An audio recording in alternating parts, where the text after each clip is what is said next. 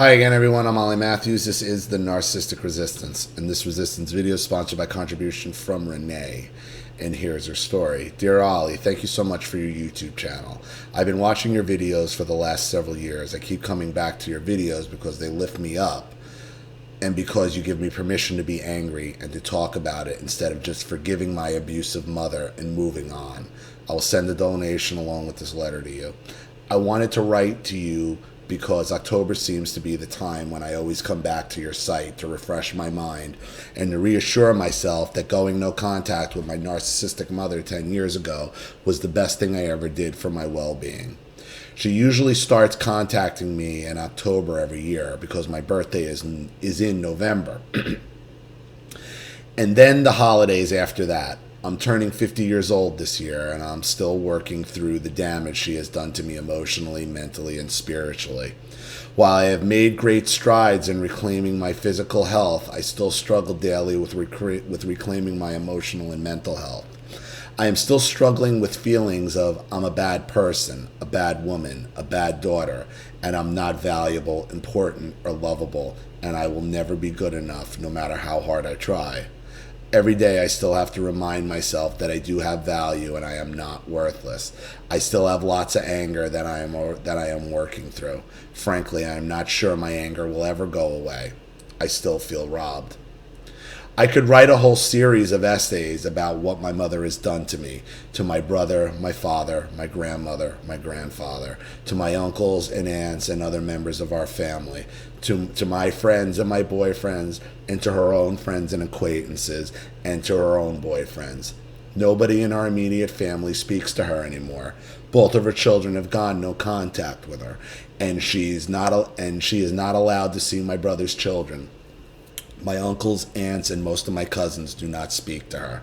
She is excluded from all family functions, and yet she sits there on her high horse and very self-righteously exclaims that she's the real victim and she has done nothing wrong. She's completely convinced that everyone is out to get her and everyone is mean to her and it's just everyone else's fault that she is completely alone. Anyway, getting to the point here. In this message, I'm going to limit my story to just one topic, gift giving. I know some narcissists are famous or infamous for being bad gift givers. My mother is one of them. My mother is a millionaire, inheritance, and she is an abysmal gift giver when it comes to me.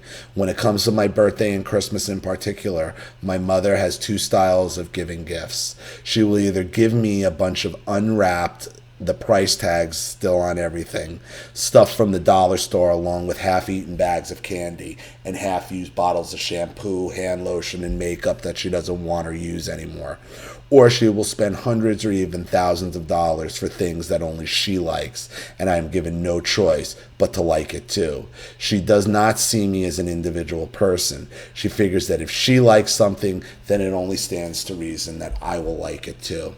Here is one recent example of one of her gifts. About 3 years ago on my birthday, she sent me a box filled with all her unopened junk mail. Expired Bed Bath & Beyond coupons, a coupon for a frozen turkey, several pairs of lace thong underwear. Yes, you read that right, which I don't wear. Open bags of leftover Halloween candy, baby birth announcements from her friends' kids, people I don't even know, a box of Twinkies, which I never eat, and a Susan Komen breast cancer pink style hospital type non-slip socks. Side note, I was never able to have children, so the baby birth announcements were obvious digs at me for not giving her grandchildren, and the pink breast cancer socks were a reminder that I'm going to get breast cancer. She always loved to torment and scare me by telling me I was going to get breast cancer someday.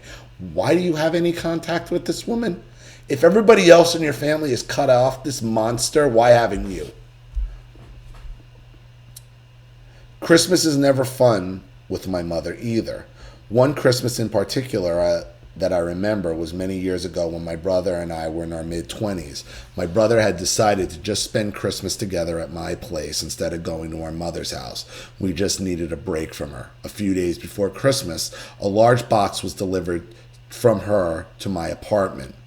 On Christmas morning, my brother and I sat on the floor and opened the box from her. To our disbelief, she had sent us a box filled with sex toys and related items.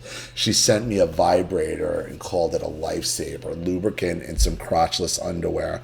She sent my brother a set of edible underwear for his girlfriend, and she sent him a box of condoms and a pair of boxer shorts with a condom pocket in it. She sent a box of ribbed, lubricated condoms for my boyfriend. There were lots of other sex-related things in that box that I will not list. My brother was so upset that he threw everything back in the box, went outside, and threw it in the dumpster. When our mother called later that day, we expressed our shock and disgust at her. Instead of apologizing, she openly mocked us and told us we were just prudes and had no sense of humor. I truly believe she sent those things to punish us for not going to her house for Christmas. What kind of mother sends her children sex toys for Christmas? Wow. Even my parents didn't go that far. She's just an evil, evil woman. Here's another good Christmas example going back further in time. When I was about 18, she decided to go spend thousands of dollars on fur coats for herself and for me.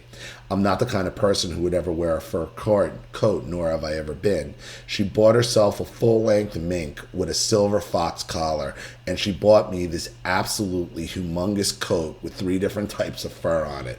It was so over the top and not anything I would ever wear. What the heck is a teenager doing with that? I was buying my coats at Goodwill and the Salvation Army at that point.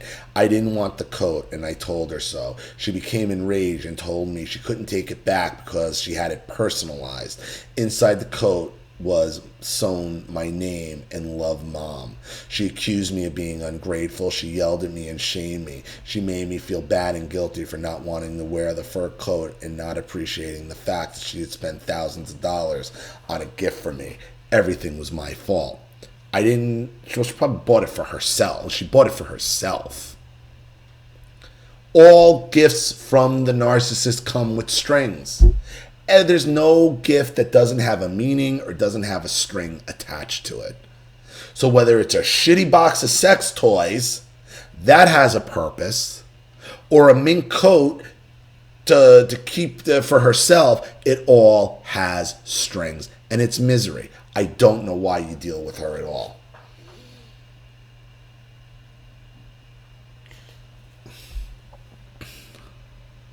I never did wear that coat, and for that matter, she only wore hers a handful of times. Years later, I found her full-length mink coat crumpled in a ball on the floor of her closet, covered in shoes and old purses and dirty laundry. Fast forward in time to 12 years ago on my birthday. She said she wanted to take me out for a nice dinner, and of course she picked the restaurant. I agreed to go with her. It was going to be just the 2 of us. Before we left for the restaurant, she said she had a gift for me. I cringed aside. She told me to go get it from her bedroom and bring it out to the living room. I found a huge brown paper wrapped object leaning up against the wall, and it was heavy. I had to slide it out into the living room. I opened it to find an ugly painting of a mountain lion sitting on a rock. The frame was some golden black thing. If I remember correctly, it was hideous. Not my style in any way. I hated it, but thanked her and tried to be nice about it. I gently explained it really wasn't my style, and if she had the receipt, maybe we could go back to the store and exchange it for something that I liked better. She went into a rage and said it was very, very expensive, and that she spent a lot of money on it, and that painting... and on that painting, and that she didn't have the receipt. I asked her why she didn't keep a receipt if it was that expensive. You don't need a receipt for fine art. They know where it came from, believe me. And she said she didn't have the receipt and it couldn't be returned or exchanged. I asked her to name the store where she bought it at because I said she wasn't sure they would remember her, and I'm sure they would give her store credit. She said she couldn't remember the name of the store or where it was because she had bought it a long time ago. I asked her where in the house she thought I would hang it, and she said over the couch in your living room, of course. And I said I would not do that. The painting was not my style, and I was not keen on having a mountain lion staring down at me in my living room. She became so angry that she didn't speak one word to me at dinner.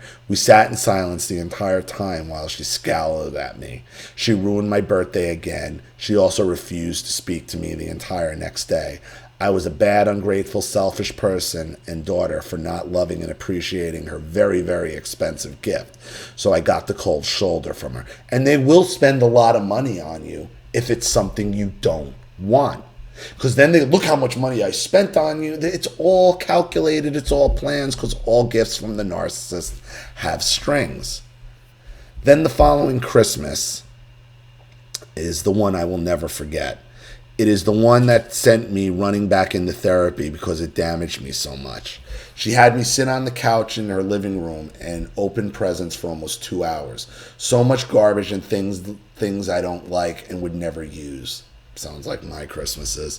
It was just her typical Christmas. It was just mostly dollar store stuff and things bought from her bedroom or QVC that she didn't use or like anymore. So I endured it like I always have. But at the end of it all, I have 2 huge piles of stuff and only a handful of things that I somewhat liked or could use. Then, after all of that, she said she had one more thing for me to open. She went into her bedroom and came out with a small jewelry box from Tiffany's. It was wrapped in that unmistakable blue Tiffany paper. She put the box in my hand, and I remember wondering what it could be. I let myself feel excited. I learned to stop doing that a long time ago. I opened the box, and to my utter amazement, I saw the exact diamond stud earrings that I had wanted for years, but of course could never afford. They were exactly the cut, size, and setting that I had wanted. They were traditional and tasteful. Tears sprang to my eyes and my hands started to shake, and I couldn't believe that my mother actually remembered and thought enough of me to buy the one thing I had wanted for years. I looked up at her and opened my mouth to say thank you, but she came across the room and took the box out of my hands before I could say anything. I sat there with my hand still open from where I was holding the box. She claimed to me that the earrings were hers and not mine. She said she bought them for herself, but let me open them because one day she might will them to me, because she was generous that way. Another string, another means of trying to maintain control.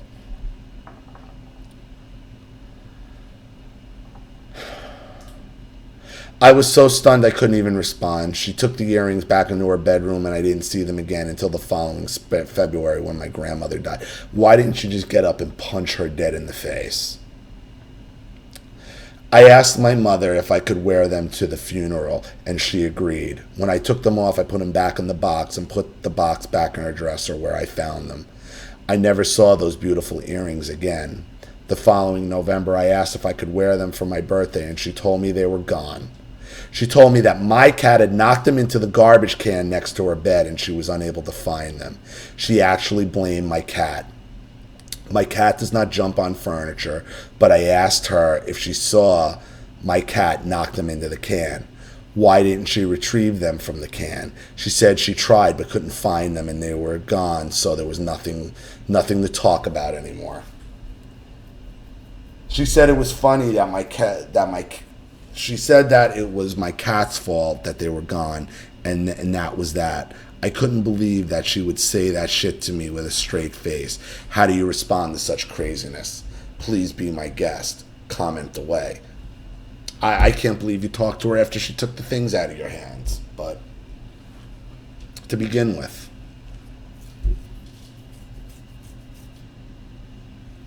reminds me of what my mother did when a joke my parents tried to play on me on my 19th birthday.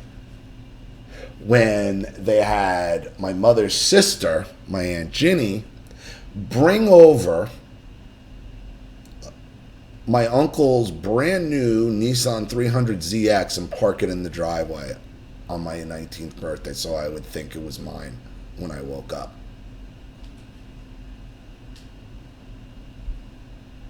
And I walked outside, and there it was, sitting there with the temporary tags on it, obviously, like right off the lot. And I could sense me being sad, like, oh my God, did they really just... And I'm like, wait a minute. I sensed it coming. And I looked at it and I didn't even, I'm like, oh, where's Jenny? What? They got mad. What do you mean, where's Jenny? I'm like, you didn't buy me a fucking Nissan 300. Where's Mario's? Oh. And there she came. She was hiding. They were going to all play this fucking joke. Fuck you. You think that shit's funny. They think they're funny. I didn't allow myself to believe it. Maybe if I did, I got pleasure out of wrecking their fucking joke. Who knows? Maybe if I bought into it, who knows? I was a little too wise to them at that point. I've never gotten over that one. Even with the therapy, I've not gotten over that one. I'm still pissed off about it. But the straw that broke the camel's back, when I finally decided I had enough and that I was going no contact, was when she purposely made herself ill and admitted herself into the hospital on my birthday 10 years ago. From her hospital bed, she called my cousins, uncles, and other family members and told everyone she was dying so that she could go running, so everyone would go running to her bedside. This was all her perfect setup to ruin my day and get the added benefit of making me look like a horrible, uncaring, mean person. I am convinced she planned the whole thing. It was that day for my 40th birthday. A friend of mine had taken me on a wine tasting tour to some of our local wineries. It was a beautiful sunny fall day, and we had a nice leisurely time and had lunch along the way. And one winery there was a band playing outside. At one winery there was a band playing outside. So we relaxed and listened to some music. It was a great day. All through the day, however, my cell phone kept ringing. I ignored it until the end of the day when I finally answered it. One of my cousins was on the line. She was very upset and was telling me I had to get to the hospital right away because my mother was dying. I asked what she was dying of, but she didn't know. She was pleading with me to come right away, and I said I wasn't coming to the hospital, that this was my birthday, and I was otherwise engaged. I explained to her that my mother is constantly dying of one thing or another. She's had a couple brain tumors along the way. Another time she had cancer. One time she said she was going to kill herself. She's been dying forever. I understand your mother is the same way, Ollie. My cousin continued to plead with me and told me I had to come to the hospital. By that time, it was almost 7 at night, pitch black out. The hospital was over an hour away. I didn't know how to get there, and frankly, Ollie, I just didn't want to go. So I told my cousin that I wasn't going to drive an hour in the dark because it was my birthday, and I had a couple glasses of wine, and I didn't want to drive. Bad move on my part. I hung up the phone and turned off the ringer. The next day, there were more messages on my cell phone. To my horror, there was a voicemail from my uncle saying in a very accusatory tone, "I hear you've been drinking." Apparently, my cousin got off the phone and told my mother I wasn't coming to the hospital because I had a couple glasses of wine and didn't want to drive. I had inadvertently given my mother some priceless ammunition to use against me. And as soon as she heard I had wine, she ran with that and told everyone in the family, including her doctor, I was told, that I had a drinking problem. I was put in a position of having to defend myself multiple times. I was so embarrassed, and of course my mother's actions made me feel like a bad person. It was exactly what she was aiming for. She launched a total smear campaign for me from her hospital bed. But I thought she was supposed to be dead. Well, wait a minute. I thought she was dying, that I had to be there or she'd be dead. As a result, she got family members and her friends to scold and shame me. She was in her glory. She's very good at what she does. Then after all that, my mother called me and left a voicemail message in a very sick voice telling me how much she loved me and missed me. She said I was her baby girl and that she hoped I could find the time to come visit her in the hospital because she wasn't sure how much longer she would survive, and she knew how very sad I would be if she died. I quit listening at that point and deleted the message. I never spoke to her again after that. That was it for me. She finally pushed me to the breaking point. And even though I have been no contact with her for a decade, she still keeps sending stuff. Last year for Christmas, she sent me a bag of blue automotive rags. I have no idea. A bunch of self-help books and cassette tapes. Plastic angels with sticky notes attached to them that said angels would watch over me, a plastic child's purse with a $20 bill inside, neon colored plastic potato chip bag clips, several bottles of lotion for elderly crepey skin. Okay. A box of Duncan Hines cake mix, 2 boxes of open candy and chocolates, and a can of roasted peanuts. Used makeup, bottles of half-face lotion, and a bunch of other similar items I can't recall now. Do you know, if you were to call adult welfare services and say, I think my mother is senile, look at the stuff she's sending me, they'd go and fucking pull her right out of there. I guarantee you she has that place so disgusting and hoarded out that it's nearly unlivable. Along with that was a card with a note telling me I was finally getting my wish because she was dying and possibly had 24 hours to live because she had yet another brain tumor, this time at the base of her skull. Guess what? She's still here. Still didn't die. There was no brain tumor, and it eventually came out that she had a benign nodule on her thyroid or some such thing. Whatever it wasn't fatal. I donated almost everything in the box except the food to my aunt's church. I have stuck to my no contact rule for 10 years and have no intention of ever talking to or seeing her again until maybe her funeral. But I'm not even sure I will attend that. Why would you go there? Why? To be annoyed again?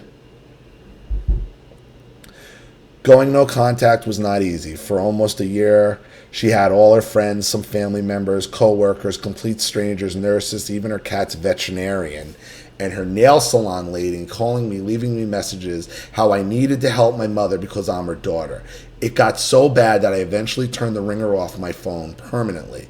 My mother would even call my work in the middle of the night and leave long rambling voice messages to me about how sad it would be if she died. It never ended, but I can happily say to you that she was never successful at hoovering me back in. I have stood my ground. In short, my mother's gifts, whether they were expensive or inexpensive, have always had a way of demeaning and devaluing me. When I open a gift from her, I inevitably end up feeling bad and worthless. She obviously thinks that the dollar store stuff is all I deserve and it's all I'm worth. When she does spend money on very, very expensive gifts, there are always things she likes and not what I like. And the fact that she leaves the price tags on dollar store stuff so I could see how much she spent just feels horrible to me. It's hard to explain. When I would tell my friends, they would laugh and say she's just crazy. They would tell me that I was crazy to even get upset about it and that I was overreacting. I was never able to laugh it off, Ollie. It hurt too much. It still hurts too much. You can't laugh off because you can't. These people just think she's nutty because they have loving families and don't get it. There is no laughing off narcissistic abuse. I could go on and on with what I shared with you today. It's just a tiny tip of the iceberg, but we'll stop here. Thanks for reading and sharing my story, and thank you for the compassion for people like me who have suffered at the hands of a narcissistic parent. Thanks for being on our side. I appreciate you very much. Renee. Well, the fact that your mother was still able to get people to harass you and harangue you is worrisome. I don't know why you would go to her funeral, why you would want to see any of these people who contributed to the abuse. Okay? And part of the problem is people are just trying to explain this to people who don't understand it is going to make it worse because they tell you to laugh this off. There is no, when they tell you to laugh it off, she's just crazy, like this isn't funny. This isn't something that can be laughed off ever. It's just something that needs to be dealt with. So, thank you for your contribution and your story. I hope this helped. Thank you to everybody watching. Please leave any opinions or advice in the comment section below. And again, if you want your story read on the channel, you have a topic you'd like me to cover, a narcissist you'd like to expose, you'd like to set up Skype, a phone call, have a private video made, or a Facebook chat, or you'd like to sponsor a video just like this for someone who needs help and can't afford it, or just want to make a contribution to the channel in general to help it expand, grow, and succeed, because that's always awesome, then you know what to do with the PayPal and email links in the description box. Also, please like and share this video wherever you can. Subscribe to my channel if you haven't, and be sure to click the subscription bell to be notified of all my video uploads. I'm Ollie Matthews. This has been the Narcissistic Resistance.